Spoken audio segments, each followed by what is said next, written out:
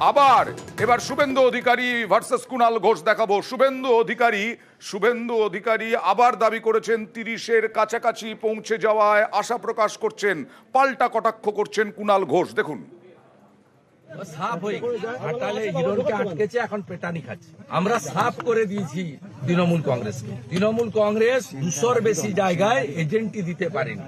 নন্দীগ্রামের একাধিক গ্রাম পঞ্চায়েত, সোনাচূড়া, গোকুলনগর, হরিপুর, ভেকুটিয়া, একাধিক গ্রাম পঞ্চায়েত, সেখানে ওদের এবারে এজেন্ট পর্যন্ত নেই। মানে আমাদের 30 টার্গেট আছে, আমরা আশা করছি কাছাকাছি যেতে পারবো।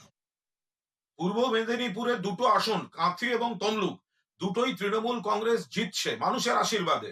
সেই কারণে বিজেপি বেশ কিছু পকেটে নন্দীগ্রামের সোনাচূড়া, খেজুরির দিকটা, সেখান থেকে পরিকল্পিতভাবে বহিরাগতদের ঢুকিয়ে যেভাবে সন্ত্রাস করছে, মারছে, বুথ দখল করছে, কেন্দ্রীয় বাহিনী কিন্তু নিষ্ক্রিয় এবং ইলেকশন কমিশন ব্যবস্থা নিতে দেরি করছে।